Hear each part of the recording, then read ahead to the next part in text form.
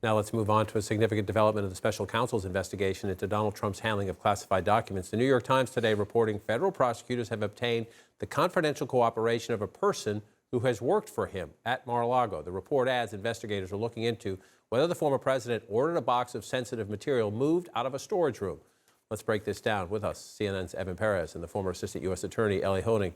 Evan, let me start with you. You were here just yesterday. We have talked about this, and our team has done some great reporting on this, about the question, the surveillance video, about aides being brought into the grand jury. Now the New York Times saying essentially that somebody internally is cooperating with them. What's the significance? Well, you know, again, if it's the Times didn't seem to know much more than what they printed in that story.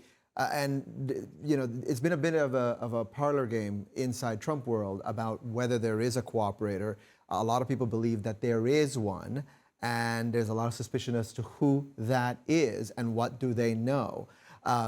There's also a group of them that also say that there is nobody cooperating and that they're just using this to pressure different people. So there is a lot of anxiety inside Trump world. The importance of a cooperator, though, is that, you know, if there is someone who has information, perhaps you know, photographs of things that the prosecutors want to know about, that's a big deal for the president and, you know, what he may have to face when prosecutors finally make a decision.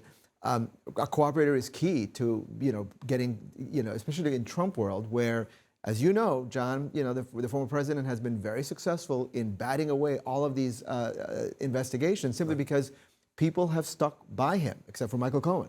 So we'll see whether this person is significant enough to make a difference to this investigation. He also has a history of saying things that turn out to flatly be not true. He's not a witness here at the moment. Elie Honig, continue that conversation from your perspective as a prosecutor, and you're inside your war room, if you will, trying to build your case, and you have some videotape maybe. You have this witness, that witness, and another witness. How important is it to have a cooperating witness, somebody you can circle back to after each new witness comes in, each new documentary piece of evidence comes in, as a sounding board, if you will? Well, it's vital, John. The number one way that federal prosecutors make cases is through cooperating witnesses. If you want to get inside, you need someone who's been on the inside. But I think the Times is reporting, while vital here, leaves open a very important question of what exactly do they mean by a person who's cooperating? Because the way that term is used by federal prosecutors means somebody who has been charged with a crime, who's agreed to plead guilty, and in exchange get a sentencing reduction. Now, that's one thing, but it also could mean just a person who's a bystander, who's a witness, who's providing information. Those are two very different things, but either way, if you can get someone on the inside who can guide you through this, then they can be a linchpin of your case. Elie, before I let you go, I want to come back to another piece in the New York Times story is interesting, to say the least. One of the previously unreported subpoenas to the Trump Organization sought records pertaining to Mr. Trump's dealings with a Saudi-backed professional golf venture known as Live Golf, which is holding tournaments at some of Mr. Trump's golf resorts. What might this be about? I ask in the context of somebody who covered Bill Clinton back in the day and Ken Starr's investigation of a real estate transaction in western Arkansas called Whitewater became Monica Lewinsky and more.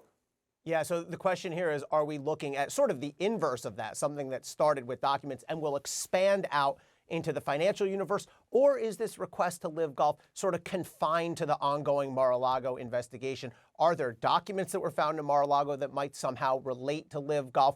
But you're right, John, I had the same reaction. Are we looking at a substantial expansion here, like we saw several times with Ken Starr, or are we looking at some nuance, some important nuance that falls within what they're already looking at down in Florida? For me, one of the most important parts of that story was the discussion of the surveillance tape. The Times says it's possible that there's tape, there's parts of the tape or parts of surveillance video that might be missing.